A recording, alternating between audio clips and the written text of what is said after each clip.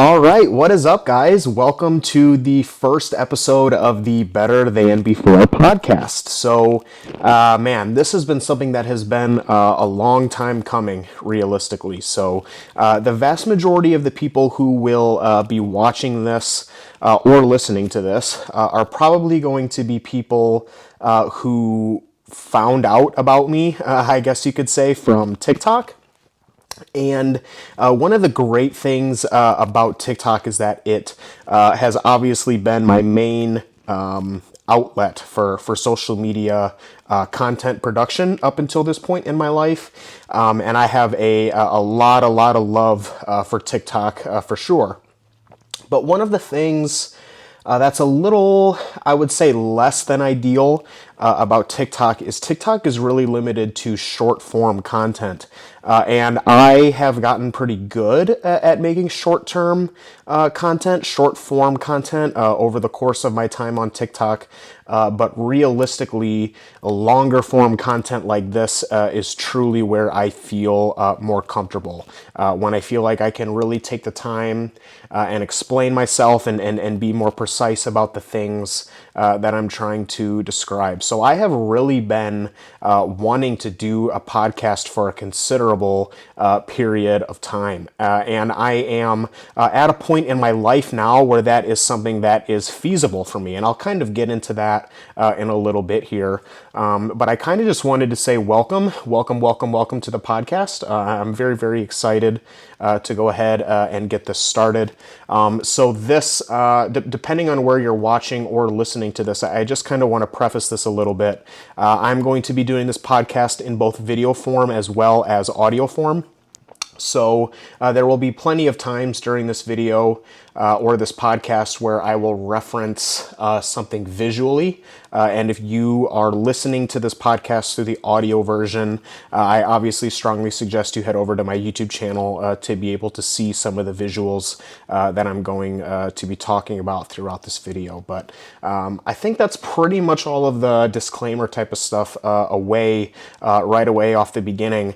What I thought would be a really good thing to do for my first episode of the podcast is to really just kind of give you guys an update with what's going on in my personal life and also what is going on like in my bodybuilding life, especially because where I'm at right now, those two things are very closely interwoven. And like I said, we'll kind of get into that stuff in a little bit.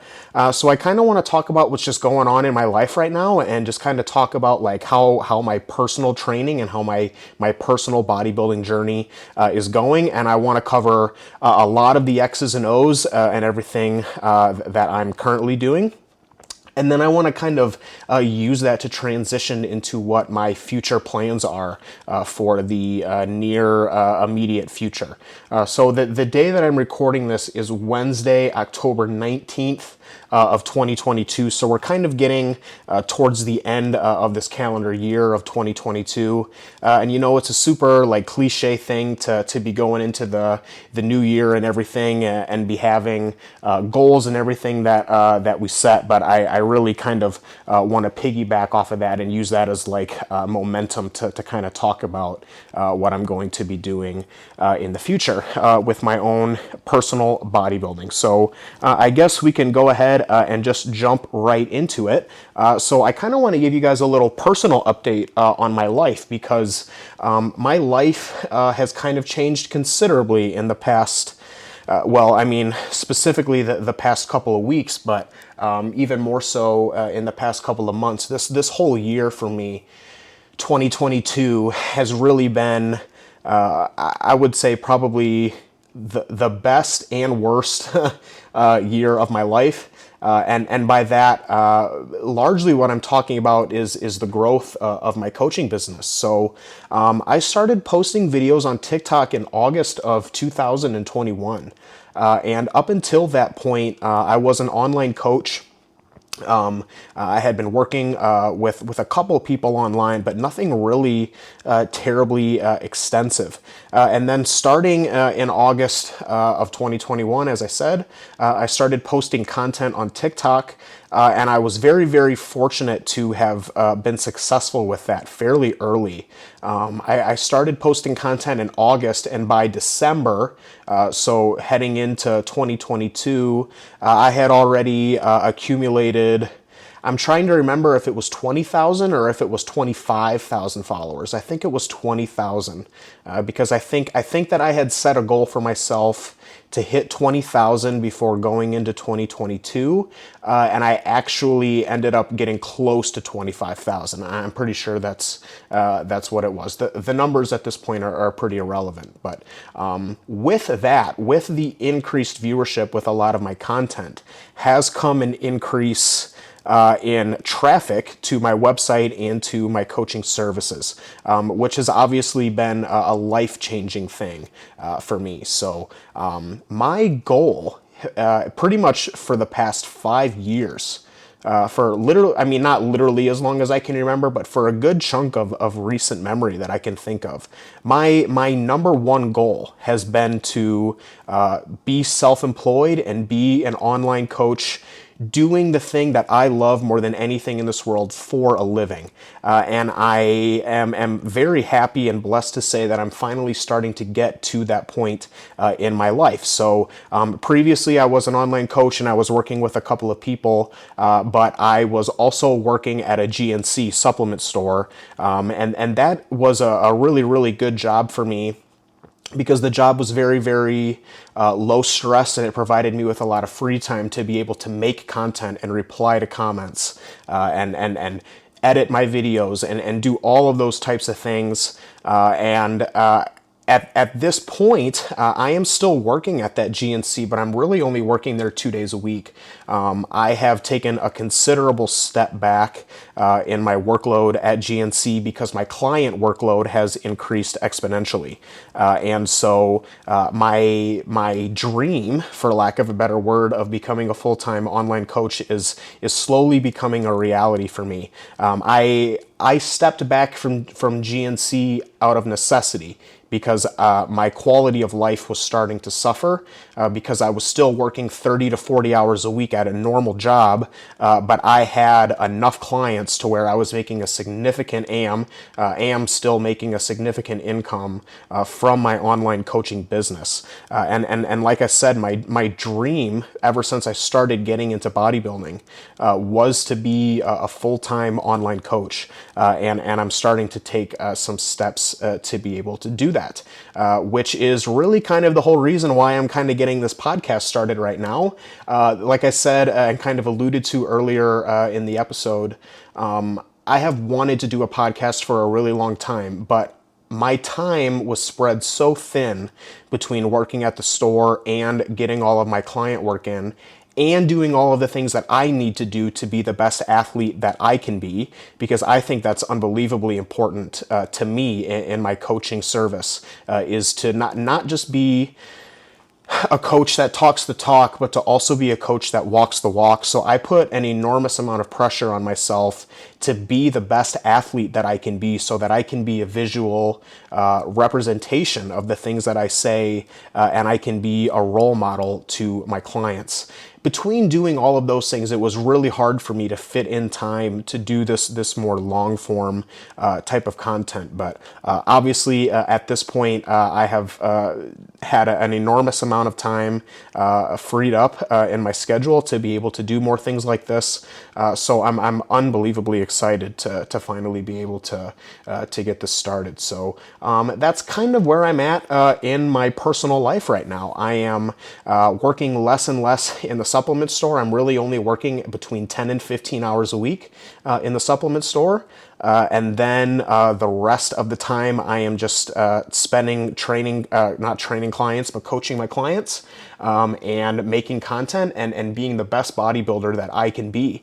And like I said, up until now, I'm still working about like 10 to 15-ish hours or so in the store. I have a number of clients in my head that once I get to, I'll be able to quit the store fully, 100%. But I'm not quite there yet. I still need to acquire a couple more clients and kind of get myself into that position.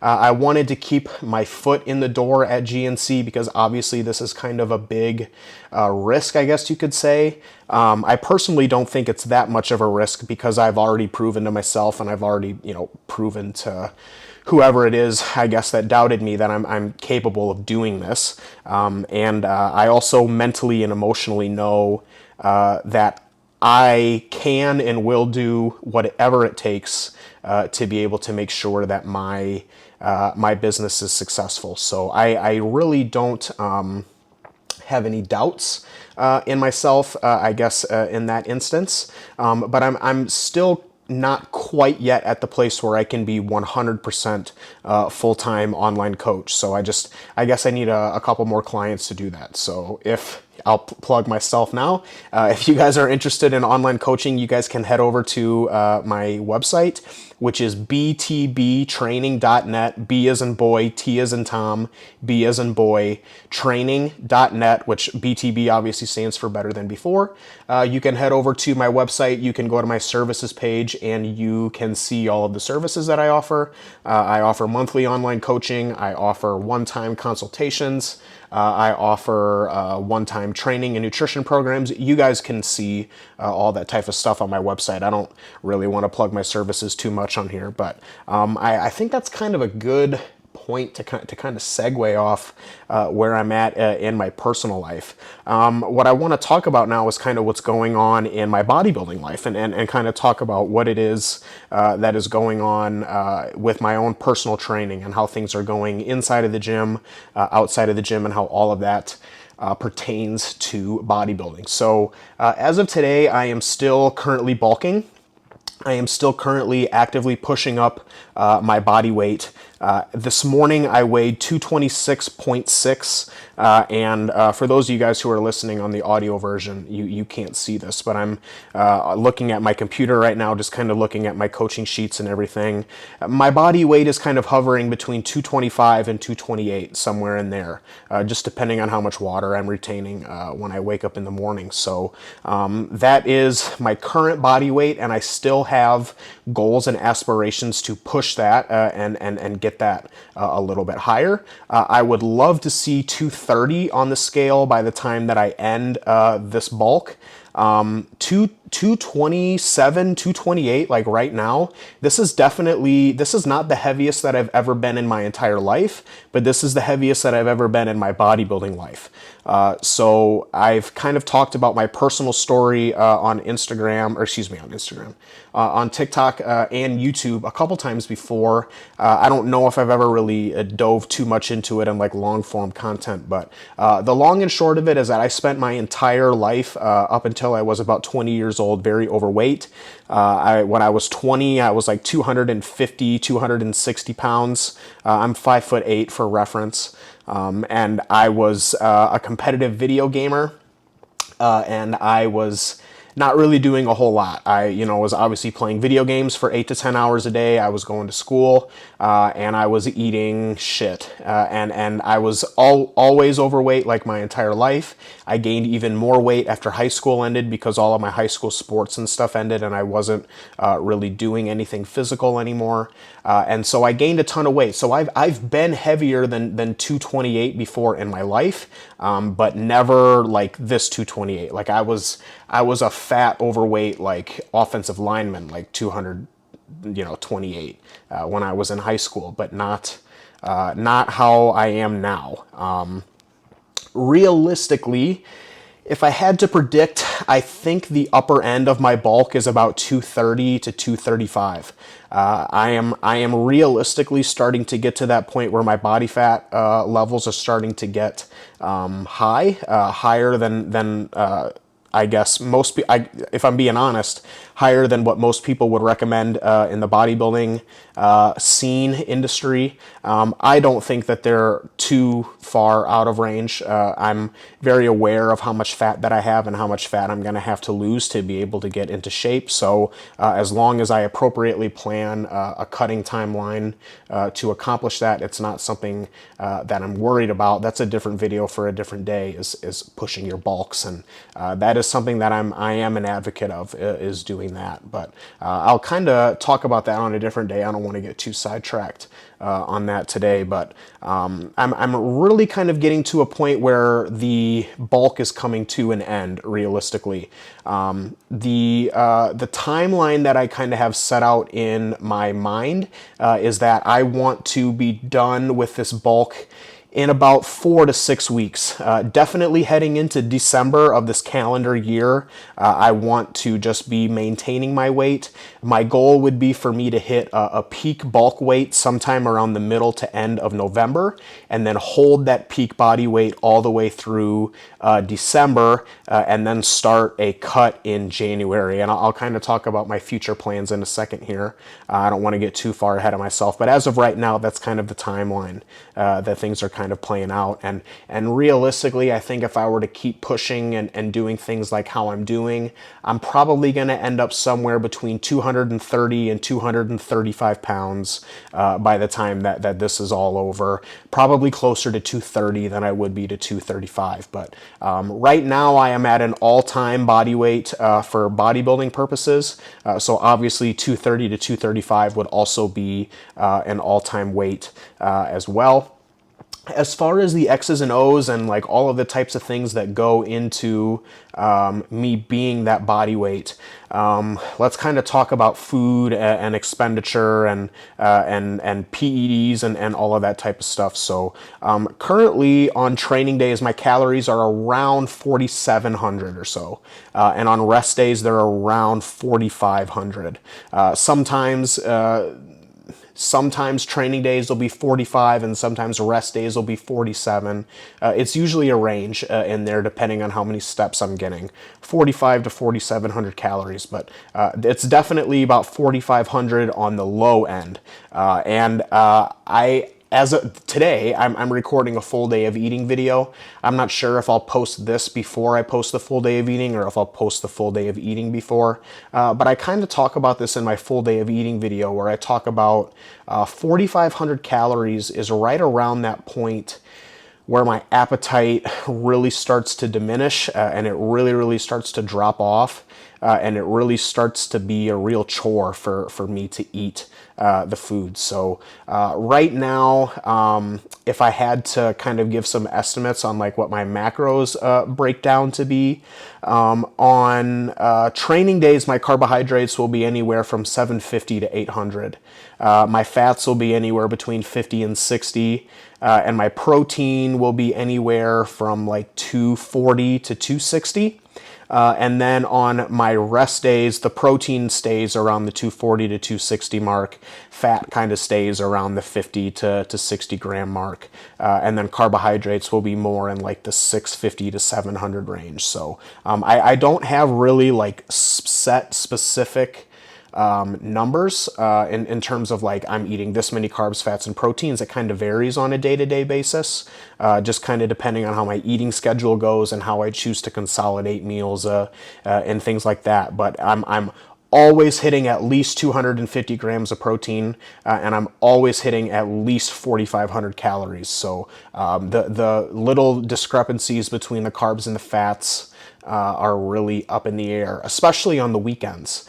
For the past month or so, pretty much every weekend, I have been eating shit like McDonald's or Portillo's or something at least once per day.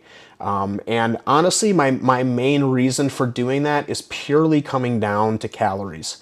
You know, it's kind of getting to the point where, especially Saturdays for me, Saturdays are an extremely busy work day right now for me. Saturdays are my busiest day of client work. And so usually what happens is my Saturday mornings are spent doing anywhere from 3 to 5 hours of client work. And what happens is I'll usually work for a couple hours and then I'll take a break and then I'll have a meal. But I'm not very hungry in the morning, which I'll talk about in a second, so that meal is not very big. And so by the time I finish my client work, it can be like 1 to 2 o'clock in the afternoon, and I've only eaten like 500 to 600 calories like for that day, and I've got a ton of food that I got to eat throughout that day. So I'm finding it the easiest way to do is for me to go out and have a big meal, like a 2,000 calorie meal. I find that that can take a huge chunk of my calories out during that time. Now, I want to be very clear about this and the whole eating McDonald's and eating burgers and eating stuff like that. It is absolutely not optimal. This is not something that I'm doing because of optimality. This is something that I'm doing because this is truly the easiest way for me to get the calories in on some days, is to do things like this. But I am under no illusion, and I am not, or no delusion, and I am not telling you guys that this is something that is optimal, because that is absolutely not the case. There's just no way that eating that is good for you on a frequent basis, is good for you, and there's no way that it's optimal or that it's making me a better bodybuilder. I'm quite literally doing that just to make my life a little bit less miserable right now in terms of eating and nutrition. And this is not something that I do regularly. This is only something that I do when my calories start to get to this level where it's really, really hard for me to eat all of that from clean food day in and day out. Now, Monday through Friday, absolutely. Day in and day out, I'm eating clean food, and it never ends. And on the weekends, I'll go out and I'll have like one off-plan meal. I'll go out and I'll have one meal like on a Saturday, and then usually one meal on a Sunday. But like if I'm going out on a Saturday and I have a 2,000 calorie like McDonald's meal, I'm still eating 2,500 calories of chicken, rice, beef, eggs, like all of that stuff. I'm still eating 4 clean meals during that day, but I'm just having like one higher calorie, more dense meal in order to make the sheer amount of calories that I have to get, while still balancing the workload that I'm doing a little bit easier and a little bit more manageable. So I feel it's really important to put that out there, guys. I am not suggesting that you do this. I am not condoning that you do this. When I do this, I feel kind of guilty about myself, because I know it's probably not the best thing to do in terms of health, digestion, things along those lines. But if my choice is be miserable all day, stuffing my face with clean food, or I can go out with my girlfriend, have a nice meal, and like enjoy it. I even got to be careful about saying that, because like when I'm going to McDonald's and I'm eating 2,000 calories of McDonald's, that is not something that I enjoy doing. I actually feel pretty terrible while I'm doing that. I mean, typically a standard like McDonald's order for me is like 2 burgers, a chicken sandwich, and a basket of fries. I don't know when the last time you guys went to McDonald's, but they have a basket of fries now, which is bigger than the large fry. And when you're eating that much food at this point in a bulk, like, it sucks. I don't know any other way to put it other than that. There's probably a bunch of you guys who are listening to this video right now cutting and are like, man, that sounds awesome.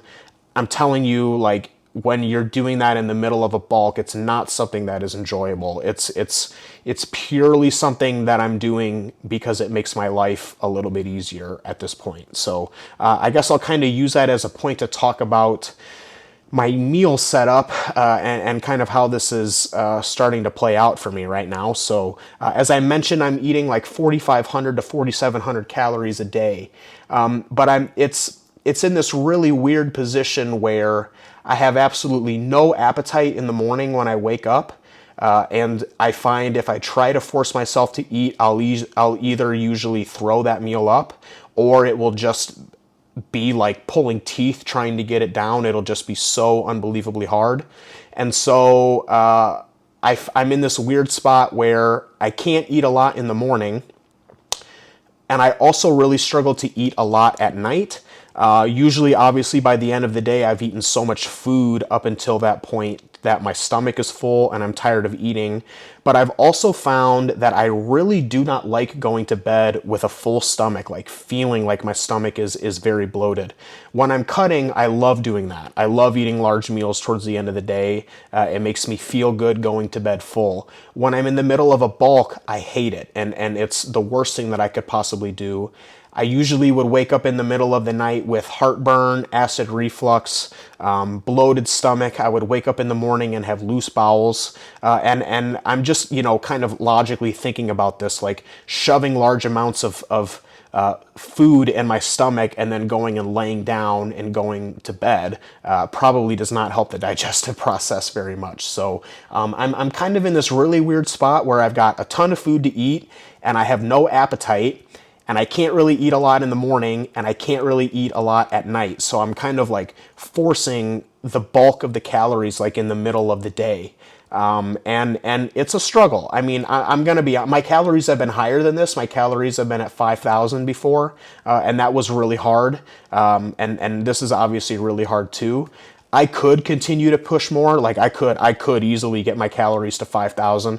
I could probably easily get my calories to 5,500 or 6,000. I'm not saying that I'm at a point right now where I'm suffering and I'm dying, but it's definitely really hard, and it's something that kind of causes stress at times, that's for sure, especially on those weekend days where, like I said, it can be 2 o'clock in the afternoon and I've only eaten 800 calories for that day, and that's usually when I end up going to something like McDonald's and just kind of getting that done. So digestion is about as good as it can be considering all the food that I'm eating.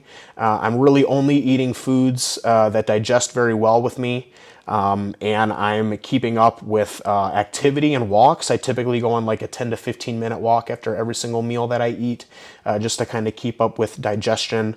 But I'm still kind of dealing with some acid reflux problems. So I have been talking to Austin Stout. I sent a message to Austin Stout the other day, and we kind of talked about some things that I can implement to help the acid reflux go down. And so I'm going to start implementing those soon. And yeah, I mean, aside from that, digestion is pretty decent, but it's realistically about as good as it can be when you're eating the sheer amount of food that it is that I'm eating on a daily basis. So I'm just kind of trying to keep things as good as they can possibly be. So steps are right around, I would say, about 7,000 to 8,000. I used to be able to average like 10 to 15,000 a day pretty easily when I was working more at the store. But as I've kind of been working from home more, my step count has really decreased. I'm still walking every morning. I'm still walking for 10 to 15 minutes after every single meal, except for my last meal. But I'm finding ways to kind of keep up with my expenditure, but I don't really foresee my steps going back to the 10 to 15,000 mark anytime soon. I think they're going to fall in this like 6,000 to 8,000 range now that I'm working from home a lot more. So that's fine. I mean, it is what it is. I'm not like too upset about that. If anything, getting less steps in the day means that I have less food to eat. It's probably not the healthiest thing to do. Ideally, I would be trying to get around 10,000 steps per day. The literature on that's pretty clear in terms of what that does for cardiac health and everything. And I'm trying, but it's really difficult for me to get there right now, if I'm just being honest. PEDs. So right now my PED load is at 350 milligrams, and all 350 milligrams of that are coming from testosterone.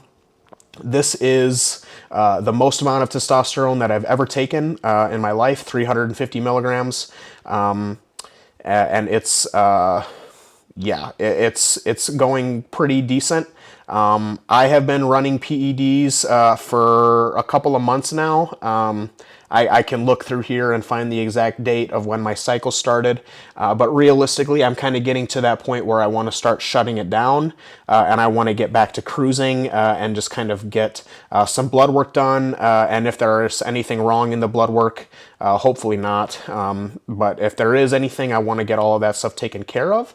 And I definitely want to be off the PEDs, super physiological PEDs, and be back to cruising by the time that I get back into the beginning of 2023. So that will absolutely be something that I get done. I am by no means a PED junkie. I know some guys get on PEDs and they're like, I love this, I never want to get off. And at this point in my life, I'm definitely not like that.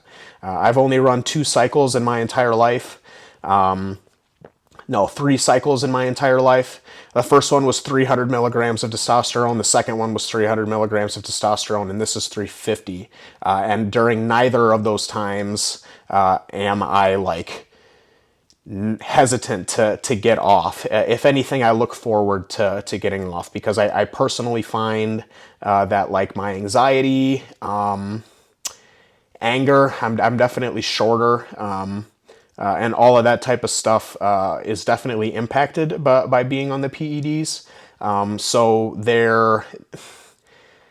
they have, I'll say this, they have their drawbacks. Like when it's time for me to come off, I very much look forward to coming off. So very much looking forward to that, and kind of get back into a somewhat normal range, just to kind of focus on health.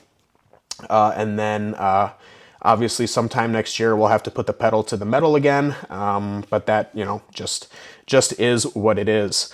As far as training is the best it's ever been. I'm still training 4 days per week, and that looks like a consistent split. So I have consistent days that I'm hitting my training on.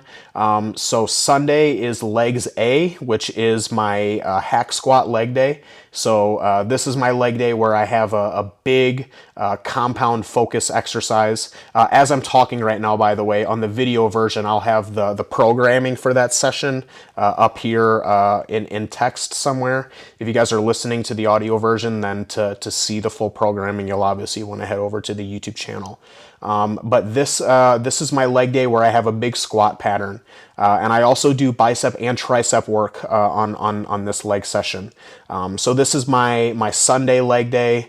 This is a really, really hard session, and one of the things that's great about it is once I get the session over with, I pretty much spend the vast majority of the day kind of sitting on the couch and just relaxing and watching football and shit like that, because this is one of those sessions where, like, once I finish it, I feel absolutely exhausted.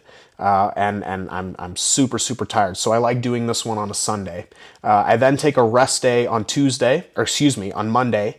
And then on Tuesday, I go back in the gym and I hit pull. And on my pull day, I have some leg extensions that are added on. Again, as I'm talking, the programming will be up for this session here on the video version. If you're listening on the audio version, you're going to want to go ahead and check that out.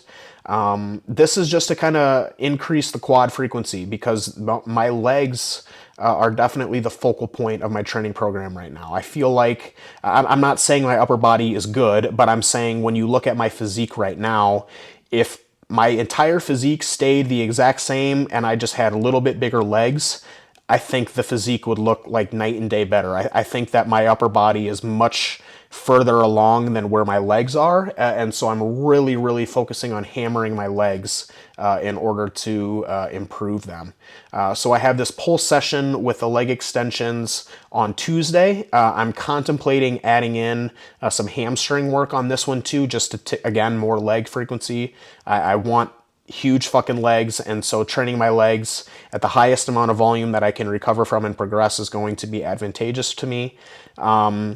I take another day off then on Wednesday, and then Thursday, again, I have another leg session. So this is my hinge leg session. Again, full programming is going to be up here on the wall as I'm talking.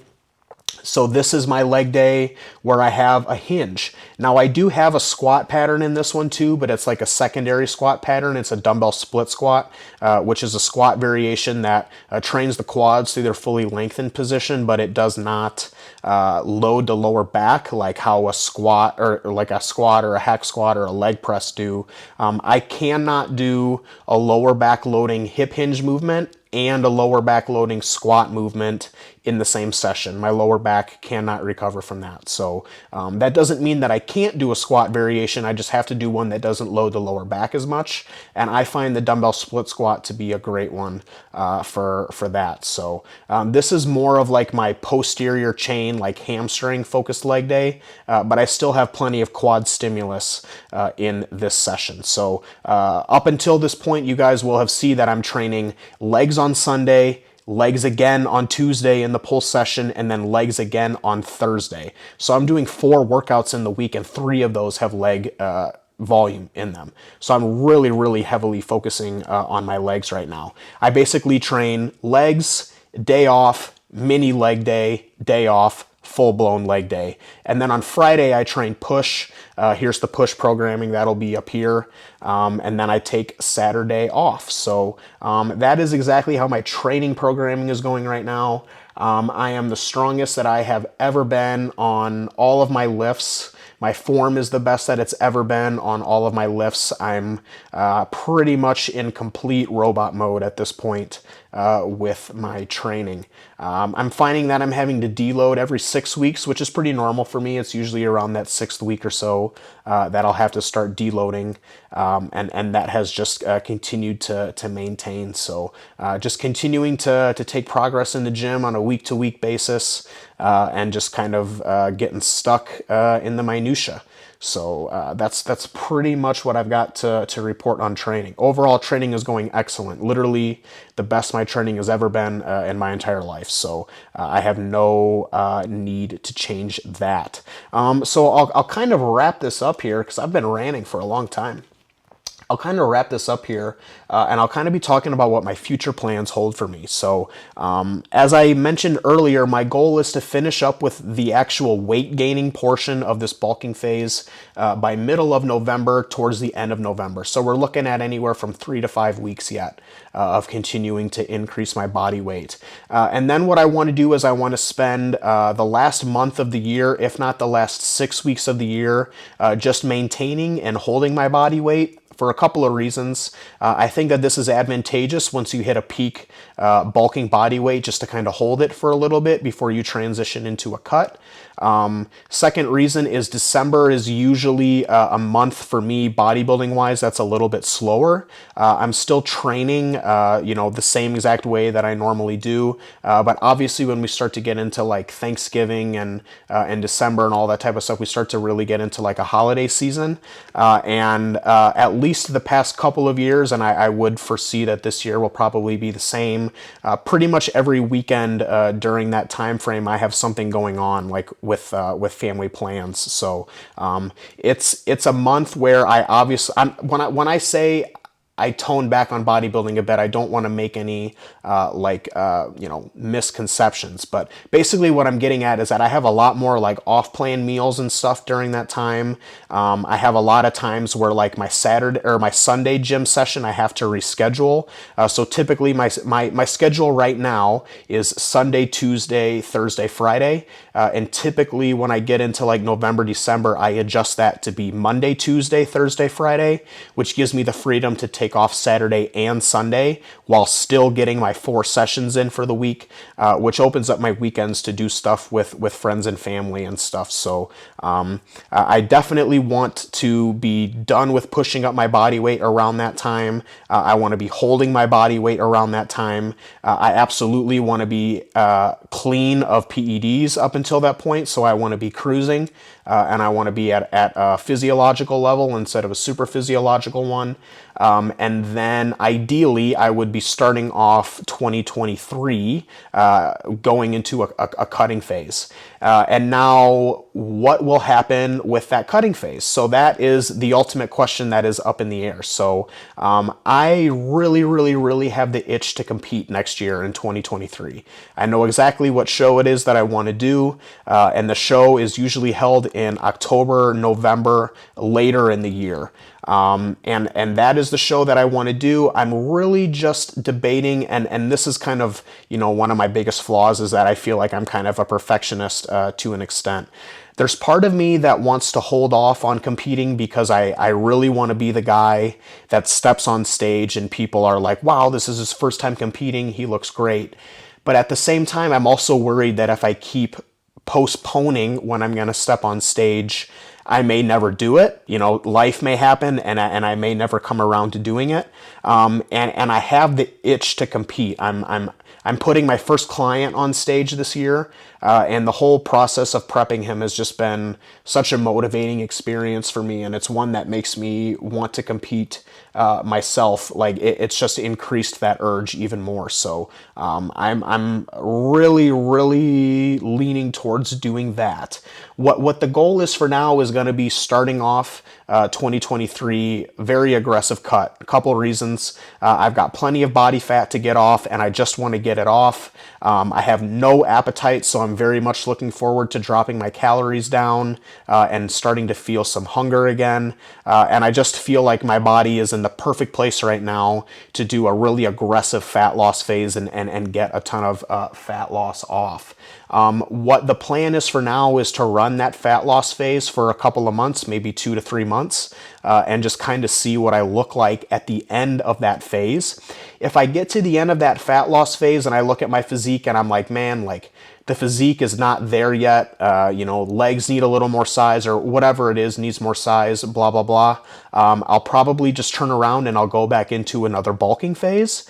If I get to the end of that cut and I think, you look pretty decent, what I'll probably do is I'll probably hold my body weight for a couple of weeks and then go into another fat loss phase. And just kind of see what I look like there. And then depending on how that fat loss phase goes, that should put me in a position where I can make the decision if I want to make a prep out of it, basically. So I'm in this position where I've got a lot of fat to lose. And if I start losing fat at the beginning of the year, the show is in November. So that gives me like 11 months of fat loss, which is going to be plenty of time to get all of the fat off that I need. And while also will give me plenty of time to be able to do like refeeds and diet breaks and stuff in between there. The one thing that I'm really trying to avoid with my contest prep whenever I decide to do it is this like crash course diet where I really have to drop calories super low and all of that type of stuff. And if that's what needs to be done for me to get in shape, then that is what I'll do. But I guess I want to reword that.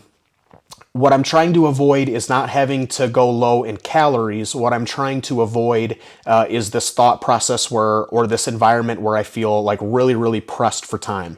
I want to be able to take my time with the fat loss phase. If my body's saying, hey, you need to deload for a week and eat up and do a diet break for a week, I don't want to be in a position where I'm like, shit, I've only got 4 weeks. I can't afford to take a week to do that. I want to be in a position where I've got plenty of time, ample amounts of time to be able to move at my own pace and do what I need to do in order to become the best bodybuilder that I can be when I do step on stage. So that's why, regardless, I'm going to be starting a fat loss phase at the beginning of the year. Even if I didn't have any aspirations of competing next year, I would still be starting a fat loss phase at the beginning of the year, just because my body fat, like I said, is kind of topped out and my appetite is really starting to hit a wall.